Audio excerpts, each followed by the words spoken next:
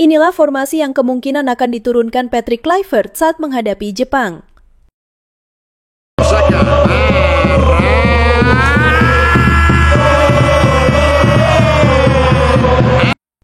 Setelah duel yang penuh ketegangan melawan Cina di Gelora Bung Karno, Timnas Indonesia akhirnya keluar sebagai pemenang dengan skor tipis namun sangat krusial. Kemenangan itu bukan hanya mengangkat moral skuad Garuda, tapi juga memastikan langkah kita ke ronde keempat kualifikasi Piala Dunia. Nah, selanjutnya kita akan menghadapi tantangan berat Timnas Jepang, sebuah tim raksasa Asia dengan kualitas pemain bintang yang hampir semuanya bermain di liga-liga top Eropa. Tapi menariknya pertandingan ini bisa dibilang jadi laga bebas tekanan bagi Indonesia. Kenapa? Karena apapun hasilnya kita sudah pasti lolos ke ronde berikutnya. Tapi bukan berarti laga ini jadi ajang santai-santai ya. Pelatih Patrick Kluivert kemungkinan besar akan memanfaatkan laga ini sebagai momen untuk melakukan rotasi pemain. Bukan tanpa alasan. Rotasi ini penting untuk dua hal. Pertama, menjaga kebugaran pemain inti yang sudah tampil habis-habisan di laga-laga sebelumnya. Dan yang kedua, memberi kesempatan kepada pemain lain untuk unjuk gigi, menguji kedalaman skuad, dan membangun chemistry yang lebih luas di dalam tim. Dengan padatnya jadwal dan potensi risiko cedera atau akumulasi kartu, Kluivert tidak mau ambil risiko. Ia tampaknya ingin memastikan bahwa jika suatu hari nanti pemain inti absen, kita sudah punya pengganti yang siap tempur tanpa mengurangi kualitas permainan. Jadi, bagaimana kira-kira susunan pemain yang bakal diturunkan Kluivert untuk melawan Jepang? Sekali lagi, ini cuma prediksi versi Mimin aja ya, jadi jangan dianggap ini bocoran dari ofisial. Intinya, Patrick Kluivert sedang membentuk tim yang tidak tergantung pada 1-2 nama saja. Ia ingin membangun Garuda yang lebih kokoh, lebih fleksibel, dan siap menghadapi segala situasi, entah itu cedera, kartu, atau lawan dengan gaya bermain berbeda. Dan ya, ini cuma prediksi Mimin, bukan bocoran dari staf pelatih, bukan juga formasi resmi. Jadi jangan baper kalau nanti starting line up-nya beda ya. Yang jelas ini akan jadi laga penuh gengsi dan kesempatan emas untuk melihat wajah-wajah baru Garuda menunjukkan potensinya di atas lapangan. Jangan sampai kelewatan karena siapa tahu justru di pertandingan ini muncul bintang baru Timnas Indonesia. Nah, kalau bicara soal posisi penjaga gawang, ini dia yang benar-benar bikin Mimin bingung dan penasaran. Pasalnya dua nama utama yang dimiliki Timnas Indonesia saat ini bukan nama sembarangan. Setelah absen di laga melawan Cina karena akumulasi kartu, Marten Pas diprediksi akan kembali jadi opsi utama di bawah Mistar. Tapi jangan lupakan, di laga kemarin Emil Audero tampil sangat solid menggantikan Marten. Dan faktanya, kedua kiper ini sama-sama kelas dunia. Marten Pas adalah kiper yang tampil reguler di Major League Soccer, Liga Utama Amerika Serikat. Sedangkan Emil Audero punya pengalaman panjang di Serie A Italia, Liga Top Eropa, dan itu jelas menunjukkan kualitasnya. Jadi kalau ditanya siapa yang akan jadi starter melawan Jepang? Mimin jujur bingung. Keduanya punya pengalaman, mentalitas, dan teknik yang sangat bisa diandalkan. Kalau Patrick Kluivert kembali memainkan Marten Pas, itu masuk akal, karena dia sempat absen dan sekarang bisa kembali mengambil ritmenya. Tapi kalau Emil Audero tetap dipercaya setelah penampilan solidnya kemarin, itu juga sangat wajar, karena dia berhasil menjaga performa tim dengan baik. Siapapun yang turun, kita patut bangga. Sekarang Timnas Indonesia punya dua kiper level atas yang bermain di dua liga besar dunia, Eropa dan Amerika, sesuatu yang dulu mungkin hanya mimpi, kini jadi kenyataan. Sementara itu untuk Hernando Ari, meski peluang tampil sebagai starter kali ini mungkin agak sulit, kehadirannya tetap sangat penting. Bukan hanya sebagai pelapis yang siap kapan saja, tapi juga sebagai pembelajar. Bayangkan betapa beruntungnya Hernando bisa berlatih bareng Marten dan Emil, dua senior dengan pengalaman internasional luar biasa. Ilmu, teknik, dan cara membaca permainan dari mereka bisa jadi bekal berharga untuk perkembangan Hernando sebagai kiper masa depan Timnas Indonesia. Jadi siapapun yang berdiri di bawah Mistar nanti, baik Marten Pas maupun Emil Audero, Mimin dukung 100%. Karena yang paling penting gawang Garuda berada di tangan yang tepat.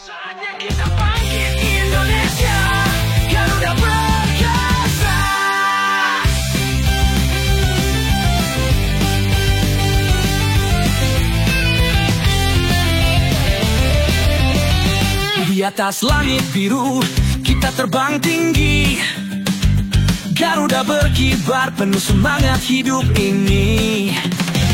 Kita tak pernah mundur. Berlanjut ke lini belakang, formasi 3 bek sejajar yang selama ini jadi kekuatan timnas Indonesia kemungkinan besar akan mengalami sedikit perubahan saat menghadapi Jepang. Salah satu perubahan yang paling mungkin terjadi adalah masuknya Mes Hilgers menggantikan Rizky Ridho. Secara gaya bermain, Ridho dan Mes memang punya kemiripan. Keduanya sama-sama lugas, berani, dan tenang dalam distribusi bola. Tapi pasti nanti akan muncul pertanyaan dari banyak fans, kenapa Ridho diganti? Bukannya dia sudah cocok banget dengan Ides dan Hubner? Ya, betul sekali. Trio JIR, Justin, Ides, dan Ridho memang sudah terbukti punya chemistry yang kuat dan solid dalam beberapa laga terakhir. Mereka saling melengkapi satu sama lain, baik dalam bertahan maupun membangun serangan dari belakang. Tapi, apakah kita akan selalu bergantung pada trio ini? Patrick Kluivert tentu menyadari hal itu. Ia bukan sekedar melatih untuk menang hari ini, tapi juga menyiapkan timnas untuk tantangan jangka panjang. Dan pertandingan melawan Jepang yang bisa dibilang tanpa beban karena Indonesia sudah lolos ke ronde keempat adalah momen yang tepat untuk mencoba kombinasi baru di lini belakang.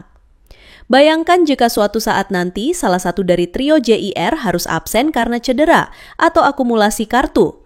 Jika tidak disiapkan dari sekarang, keseimbangan tim bisa langsung terganggu. Maka dari itu, memasukkan Mes Hilgers sebagai starter adalah bagian dari rencana besar untuk membangun chemistry baru dan memperluas opsi yang dimiliki Garuda di lini pertahanan.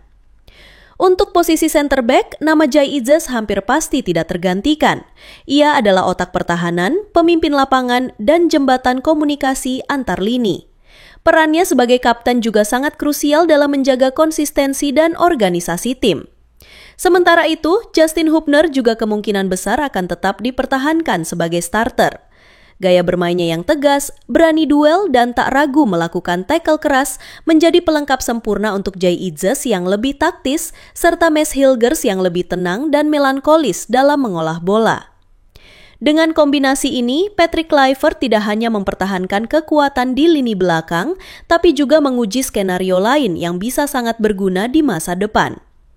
Jadi kalau nanti ada perubahan di starting 11, terutama di sektor back, jangan kaget dan jangan langsung mengeluh ya, karena setiap keputusan punya tujuan, dan tujuan itu adalah timnas Indonesia yang lebih kuat, lebih siap, dan lebih dalam.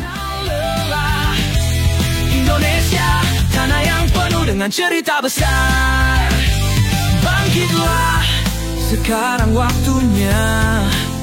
Tak ada yang bisa halangi kita. Garuda perkasa, tak pernah menyerah. Kita lawan dunia, bersatu selamanya. Garuda. Beralih ke lini tengah, timnas Indonesia tampaknya masih akan mempertahankan kerangka utama yang terbukti ampuh di laga-laga sebelumnya. Tapi ingat, ini juga momen yang tepat bagi Patrick Kluivert untuk menyempurnakan kombinasi antar pemain di sektor ini. Mari mulai dari sisi kiri. Di posisi ini hampir bisa dipastikan nama Calvin Verdong tetap akan jadi andalan. Dijuluki sebagai El Konsisten, sebuah nama yang ia dapat bukan karena iseng, tapi karena penampilannya yang terus stabil dari waktu ke waktu. Verdong adalah tipe pemain yang gak banyak gaya, tapi punya kontribusi nyata. Permainannya simple tapi efektif, selalu tahu kapan harus bertahan dan kapan harus naik membantu serangan. Ia dikenal sebagai pemain yang gak kenal lelah, terus naik turun sepanjang pertandingan, menutup ruang lawan, dan tak jarang masuk ke kotak penalti untuk menyuplai bola matang ke striker. Inilah kenapa banyak supporter timnas mulai jatuh hati padanya.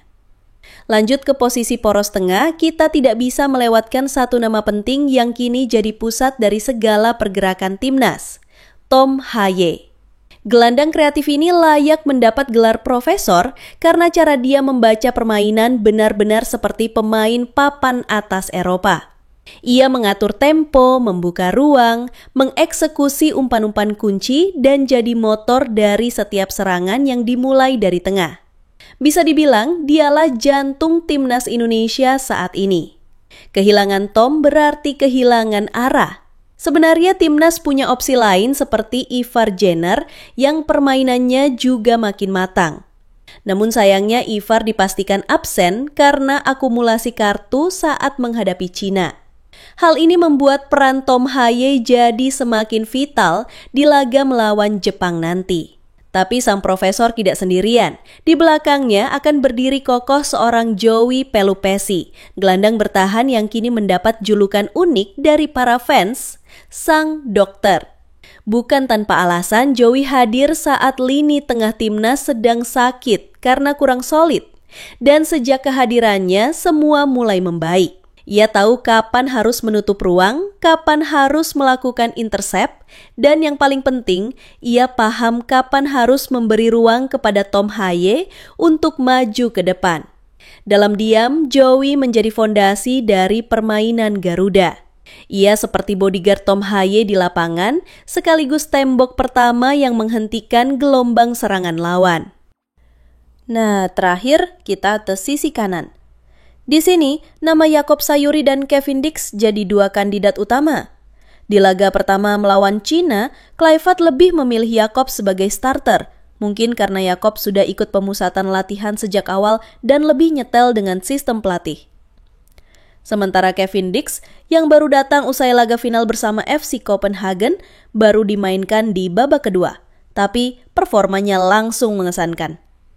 Kecepatannya, kekuatan fisiknya, dan kemampuannya dalam bertahan maupun menyerang jadi nilai lebih. Kevin bukan cuma bek kanan biasa, dia bisa naik seperti winger, menekan lawan, dan melepaskan umpan-umpan silang yang berbahaya. Melihat situasi itu, untuk laga melawan Jepang, besar kemungkinan Kevin Dix akan dipasang sejak menit awal. Dan ini bukan hanya untuk memberi dia jam bermain, tapi juga bagian dari rotasi sehat agar timnas tidak tergantung pada 1-2 nama saja. Dengan komposisi ini, Verdonk, Pelupessy, Hye, dan Dix, Patrick Kluivert sedang menyusun fondasi lini tengah timnas yang komplit. Ada tenaga, ada teknik, ada otak, dan ada pengalaman. Formasi ini bukan hanya untuk hari ini, tapi untuk masa depan. Dan satu hal yang pasti, siapapun yang bermain, mereka adalah bagian dari proyek besar bernama Garuda menuju Piala Dunia. Menembus angkasa, dengan kekuatan hati, kita takkan tergoyahkan. Dari Sabang ke Merauke, satu tekad, satu jiwa. Indonesia juara, kita kan terus berlari. Bersatu, dalam keberagaman kita satu. Jiwa kita besar. Sekarang kita masuk ke bagian paling ditunggu-tunggu, lini depan timnas Indonesia. Di sektor ini, Patrick Kluivert punya banyak pilihan. Tapi melihat situasi terakhir dan performa para pemain saat melawan Cina, ada 3 nama yang paling mungkin masuk dalam starting line up. Pertama, dari sisi kiri, Ricky Kambuaya. Yap, nama yang sempat tenggelam beberapa waktu lalu kini mulai bangkit dan kembali menunjukkan kualitas aslinya. Saat menghadapi Cina, Ricky tampil mengesankan. Ia menjadi salah satu motor serangan Indonesia dan lebih dari itu, ia berperan krusial dalam proses terciptanya penalti yang jadi gol penentu kemenangan.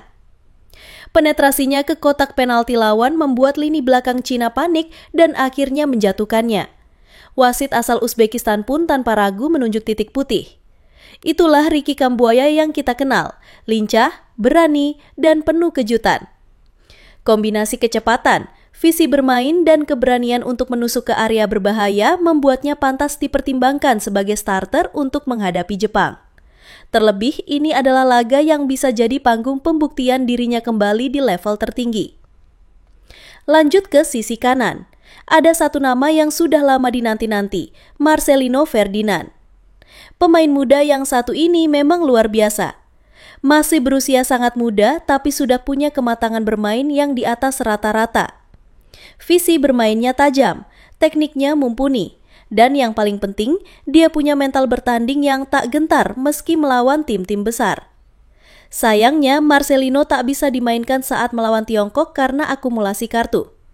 Posisinya saat itu diisi oleh Egy Maulana Fikri yang juga tampil sangat baik dan mampu membangun kerjasama apik dengan striker utama oleh Romeni. Tapi untuk laga kontra Jepang, peluang Marcelino untuk kembali ke starting line-up sangat besar. Coach Patrick kemungkinan besar akan kembali memaksimalkan potensi Marcelino sebagai pelayan utama untuk Ole Romeni di lini depan.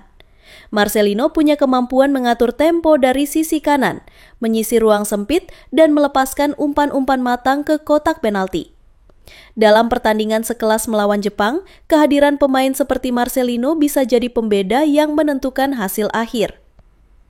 Dan terakhir, di posisi ujung tombak sepertinya sudah tidak ada keraguan lagi.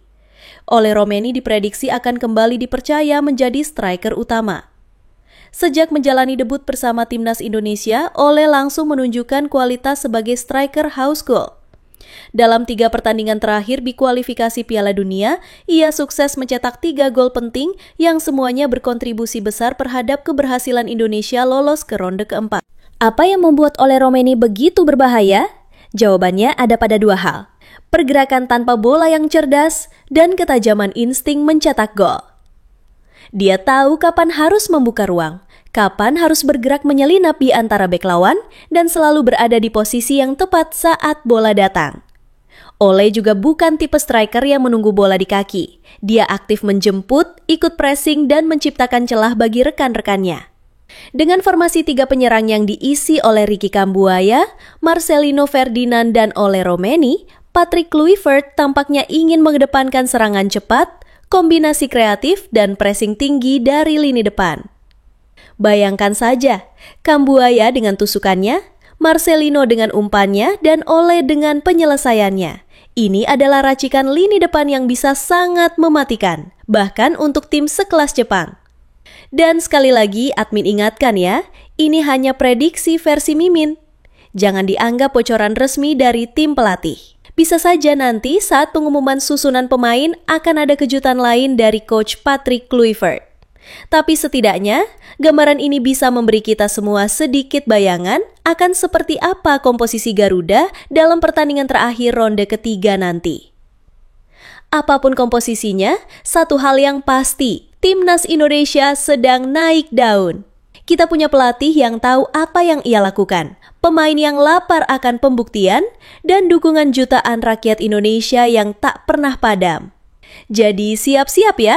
Karena laga melawan Jepang ini bukan sekedar pertandingan formalitas. Ini adalah ajang pembuktian bahwa Garuda memang pantas terbang lebih tinggi, bahkan menembus Piala Dunia 2026. Itu dia prediksi versi Mimin untuk starting line up timnas Indonesia melawan Jepang. Gimana menurut kalian? Setuju nggak sama susunan pemainnya? Atau kalian punya prediksi sendiri? Yuk tulis di kolom komentar siapa aja yang menurut kalian paling pantas jadi starter. Jangan ragu buat berdiskusi bareng Mimin dan teman-teman lainnya. Kalau kalian suka dengan konten seputar timnas Indonesia dan update sepak bola lainnya, jangan lupa buat like videonya, subscribe channel ini, dan nyalain juga lonceng notifikasinya biar nggak ketinggalan video terbaru dari kita. Dukung terus Garuda dan sampai ketemu di konten selanjutnya.